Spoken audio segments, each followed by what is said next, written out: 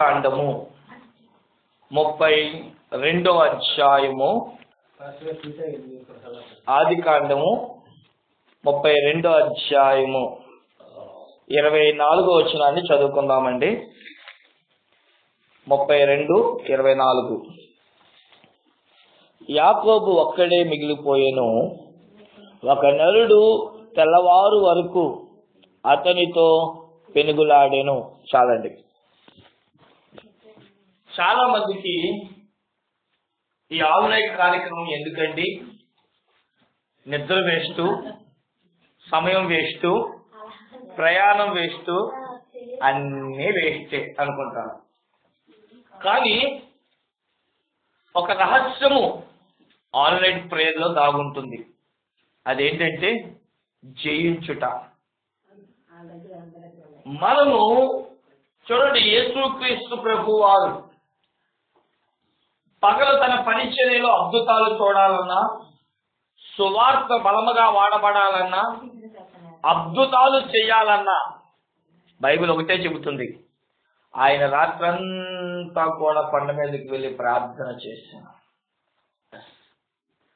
ఈ ఆన్లైన్ కార్యక్రమంలో మనకి మెయిన్ ఉద్దేశం ఏంటి అంటే ప్రార్థన. దేవునికి స్తోత్రం, హల్లెలూయా. ప్రశాంతమైన వాతావరణం, ఎక్కడ కూడా అలజడి ఉండదు, ఎక్కడ గోల ఉండదు. మనం ఎన్నుకున్న మన ఇల్లు కూడా ఎలా ఉంటుంది అంటే నిశ్శబ్దముగా ఉంటుంది. కారణం, అందరూ కూడా నిద్రమత్తులో ఉంటారు. ఆ సమయంలో ప్రార్థన చేయడం ఒక విశేషము దాగి ఉన్నదని భక్తులు సెలవిస్తున్నారు. చదవబడిన వాక్యములో ఒక వ్యక్తి కనబడుతున్నాడు. అతడు ఎవరయ్యా అంటే యాకోబు. బైబిల్ చెబుతుంది అతడు ఒంటరిగా ఉన్నాడంట. ఒక నరుడు ఒంటరిగా ఉండి దేవునితో పెనుగులాడుతున్నాడు. ఎప్పుడు పెనుగులాడుతున్నాడు అంటే అతడు ఒంటరిగా ఉన్నాడు, అది రాత్రికాల సమయం, దేవుడు అతనితో ఉన్నాడు. దేవునికి స్తోత్రం, హల్లెలూయా. ఎప్పుడు అతడు ఒంటరి వాడయ్యాడు, ఎప్పుడు దేవుడితో పెనుగులాడాడు, ఎప్పుడు అతడు దేవుడి దగ్గర నుంచి ఆశీర్వాదాలు పొందుకున్నాడు. చాలా మంది అంటారు, అయ్యండి మేము కూడా ఆన్లైన్ చేయంగానండి, మేము కూడా దేవుడితో పెనుగులాడతాం, మేము కూడా ఆశీర్వాదాలు పొందుకుంటాం. కానీ ఏం దేవుడో కానీ అందరికీ ఆశీర్వాదాలు ఇస్తున్నాడు, నాకు ఆశీర్వాదాలు ఇస్తలేదు.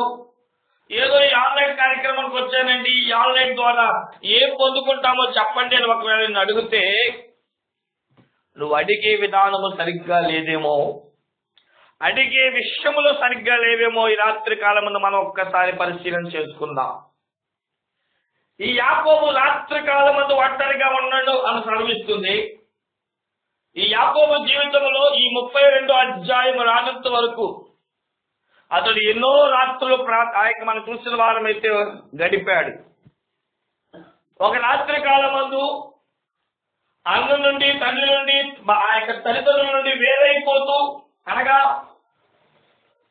అన్నను మోసము చేసి, తండ్రిని మోసము చేసి, వండిన వంటలు తీసుకువెళ్లి తండ్రికి పెట్టి, తండ్రి నేనే నీ పెద్ద కొడుకుని, నా పేరు ఏసావు అని చెప్పి ఒక రాత్రి ఒక సమయమున తండ్రిని మోసము చేసి తండ్రి దగ్గర నుంచి దీవెన పొందినప్పుడు, దీవెన పొందేశాడు, నాకు రావాల్సిన దీవెన అని చెప్పి అన్న వెంబడించినప్పుడు అతడు ప్రయాణమై తల్లి చేత పంపబడిన వాడే, అయ్యా ఇదిగోని అన్నయ్య నిన్ను చంపేస్తారా, ఇక్కడి నుంచి పారిపోయినప్పుడు అతడు సామాగ్రి అంతా వేసుకువెళ్ళాడు. కానీ అన్నయ్య వస్తున్నాడని కంగారులో సామానంతా విడిచిపెట్టి ఒంటరిగా వెళ్ళాడు. కానీ ఆ రాత్రి అతడు ప్రార్థన చేయగా, అతడు ఉంటున్న ఒక స్థలంలో ఒక రాయిని తీసుకొని తలగడగా చేసుకొని కళ్ళు మూసాడు, దేవుని దర్శనాన్ని చూశాడు. ఆ రాత్రి అతడు ప్రార్థన చేయలా, ఒంటరిగానే ఉన్నాడు. రెండవసారి మనం చూసినప్పుడు అతడు ఒక ప్రాంతానికి వెళ్ళాడు. అది తన తల్లి సహోదరుడు లాబాను అని పేరు పెడుతూ నా ప్రాంతానికి వెళ్ళాడు. నేను పలానా ప్రాంతం నుండి వచ్చాను, పలానా వ్యక్తి సంబంధిని, పలానా ఆవిడి నీకు చెల్లెలవుతుంది కదా అని చెప్పినప్పుడు అతడు తనకు స్వయాన మామయ్యాడని తెలుసుకొని 14 సంవత్సరాలు అతడికి వెట్టి చాకిరీ చేసి తన దగ్గర ఉన్న కూతురు ఇద్దరిని కూడా సంపాదించుకున్నాడు, ఆస్తిని సంపాదించుకున్నాడు. అన్ని సంపాదించుకున్న మామ దగ్గరికి వెళ్ళినప్పుడు, నీకంటూ ఆస్తి ఏమి లేదురా, నీ భార్య బిడ్డలని కాస్తున్నప్పుడు, సరే నువ్వు 14 సంవత్సరాల నుంచి ఉన్నావు కాబట్టి కట్నం కింద నీకేం ఇవ్వాలి, నా ఇద్దరు కూతుర్ని చేసుకున్నావు కనుక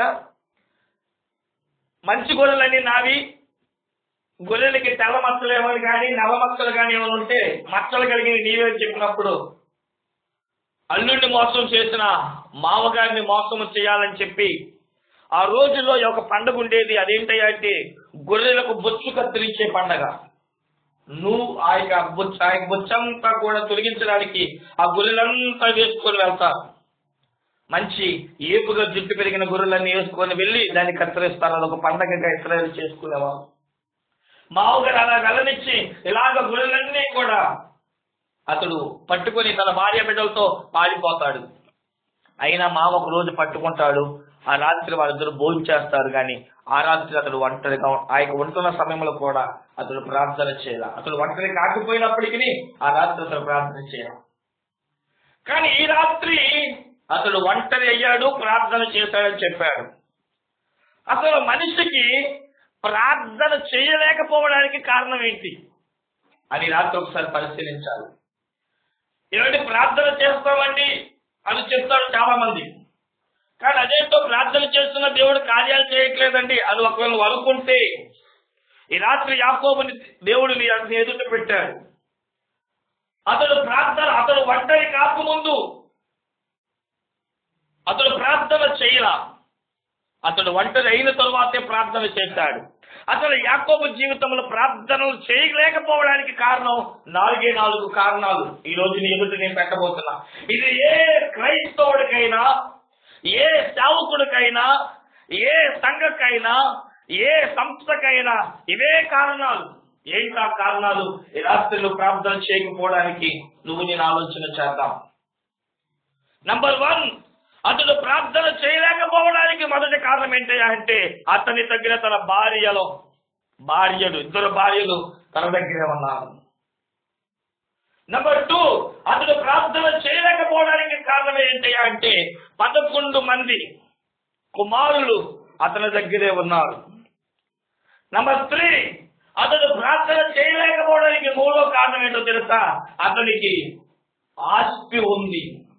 నంబర్ 4, అతడు ప్రార్థన చేయలేకపోవడానికి కారణం అతనికి పనివాళ్ళు అతని దగ్గర ఉన్నారు. ఏంటండి బాబు ఈ గొడవ అలా అనుకుంటే రాత్రి ఒక్కసారి ఆలోచన చేయి. మనము ప్రార్థన చేయలేకపోవడానికి ఈ 4 ఏదో ఒక కారణం నీకు కనబడవచ్చు. నువ్వు ప్రార్థన చేయలేకపోవడానికి నీ భార్య నీకు కారణం ఏదొచ్చు. భార్య మీద అతికి ప్రేమ కలిగిన యాకోబు భార్యను ప్రేమించి 14 సంవత్సరాలు బానిసగా బతికాడు. బానిసలాగా కొట్టి చాకరీ చేశాడు. ఈరోజు అదే భార్య అతడు మార్గము గుండా వెళ్తా ఉంటే అతనికి ఒక కౌరు వచ్చింది. అదేంటి అంటే కొన్ని సంవత్సరాలు 14 సంవత్సరాల క్రితము ఏ అన్నయ్య చంపాలనుకున్నాడు ఆ అన్నయ్య ఇప్పుడు 400 మంది సైన్యాన్ని వేసుకొని వస్తున్నాడు, కత్తులు పట్టుకొని వస్తున్నాడు అని కౌరు వినగానే ఇతడికి దడ పుట్టింది. కానీ ప్రార్థన గుర్తురాలా. కారణం ఏంటో తెలుసా? తన భార్య ఏమైపోతుందో. ఈరోజు చాలా మంది ప్రార్థన చేయలేకపోవడానికి కారణం భార్య మీద అతికి ప్రేమ, లేదా భర్త మీద అతికి ప్రేమ. అతడు స్త్రీ అయి ఉంటే భర్త మీద, అతడు భార్య అయి ఉంటే భర్త అయి ఉంటే భార్య మీద అతికి ప్రేమ. బైబిల్ చదివిస్తుంది. మొదటి కొరింథీయులకు రాసిన పత్రిక 7వ అధ్యాయం 34వ వచనాన్ని మనం చదివిన వారమైతే ఈ లోకములో భార్య అనుకుంటుందంట, అయ్యో ఈ లోకం ఈ లోకానుసారముగా నా భర్తను సంతోష పెట్టాలి, ఎలాగైనా సంతోష పెట్టాలి, వండి సంతోష పెట్టాలి, సుఖము ద్వారా సంతోష పెట్టాలి, లేదా నిన్ను చూపించే ప్రేమ ద్వారా సంతోష పెట్టాలి అని భర్తని లోక సంబంధమైన సంతోషము కొరకు చింతిస్తుందని దేవుని వాక్యం అపోస్తలుడైన పౌలు కొరింథీ సంఘానికి బయలుపరుస్తున్నాడు. భర్త అనుకుంటాడంట, ఎలాగైనా సరే నా భార్యను సంతోషించాలి, అవసరమైతే చీరైనా తీసుకురావాలి, లేదంటే 1 కేజీ మాంసమైన తీసుకురావాలి.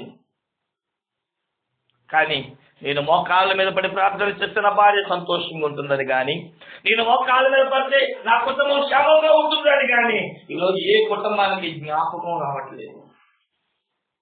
ఈ లోకానుసారమైన సంతోషం నాకు కలిగించాలి అనే తపనే తప్ప ప్రార్థనలో, ఎందుకంటే అది కంటికి కనబడడం లేదు. ఏ రాత్రికాల సమయం మందు నువ్వు ప్రార్థన చేయలేకపోవడానికి మొదటి కారణం నీ భార్య కానీ నీ భర్త ఉండవచ్చేమో. రెండవదిగా మనం గమనించిన వారికి ఈ యాకోబుకి భార్య గుర్తొచ్చింది, అందుకని ఆమెను పంపివేశాడు. అమ్మా నువ్వైనా, ఒకవేళ నా అన్నయ్య నన్ను చంపేస్తే నువ్వైనా బతుకమ్మా అని చెప్పి తన భార్యలను పంపించేశాడు. నెంబర్ 2, అతనికి 2 ఆలోచనే వచ్చిందయ్యా అంటే, నా పిల్లలను నేను కాపాడుకోవాలి, ఈరోజు పిల్లలను కాపాడాలి, వాళ్ళు బ్రతికించుకోవాలి, వాళ్ళు ఎలాగైనా సంతోష పెట్టాలి అని అనుకుంటున్నారు. మంచిదే, కానీ దేవుని దీవెన లేకుండా, దేవుని ఆశీర్వాదము లేకుండా ఈరోజు బిడ్డలు బ్రతికించేద్దాం, ఆశీర్వాదకరంగా మార్చేద్దాం, అతను వర్ధలింప చేద్దాం అని అనుకుంటున్నారు ఈరోజు తల్లిదండ్రులు. దేవుని వాక్యం సెలవిస్తుంది, ప్రియ దేవుని జనాంగమా, దేవుని ఆశీర్వాదం లేకుండా మన బిడ్డలకు ఆశీర్వాదం రాలేదు. దేవుడి సన్నిధిలో ఆశీర్వాదం దాగుంది. అయ్యో నా బిడ్డల గురించి ప్రార్థన చేస్తే నా బిడ్డ క్షేమముగా ఉంటాడు, అతనికి దీర్ఘాయువుగా ఉండాలంటే దేవుని వాక్యమే అతనికి కాపుదలగా ఉంటుంది. ఎప్పుడో మాట మీకు ఎప్పుడు సెలవిస్తూ ఉంటాను, మనం పిల్లల్ని కనగలము కానీ వారి తలరాతలను కనలేము. కారణం అది మన చేతిలో లేదు. ద్వితీయోపదేశ కాండము 30వ అధ్యాయం 19వ వచనంలో దేవుని వాక్యం విధంగా సెలవిస్తుంది. మీరు ఇంటికి లాగా చదువుకోండి. 30వ అధ్యాయం 19వ వచనం కానించి, దేవుడు ఆకాశమును భూమిని పిలుస్తూ, ఆకాశమా ఆలకించుము, భూమి చెవియొగ్గుము, ఇదిగో సాక్షులుగా నిన్ను పిలుస్తున్నాను. నా పిల్లలు నేటి కాలమందు దీవెనకరంగా మారడానికి వారు నా సన్నిధిలో ఉన్నారని దేవుని వాక్యం సెలవిస్తుంది. ఈరోజు వాక్యం వింటున్న దేవుని జనాంగమా, ఈరోజు అనేక యాకోబు వారి మన జీవితంలో నా బిడ్డలు బతికించుకోవాలి అని, లోకములో చదివించుకోవాలి అని, లోకములో ఉన్నతమైన స్థాయిలో తీసుకురావాలని అనుకుంటున్నారు. కానీ వాళ్ళకి మిగిలేదేంటి? వాళ్ళ కొరకు మనం పడుతున్న ప్రయాస తప్పు లేదు, కానీ ఆ ప్రయాస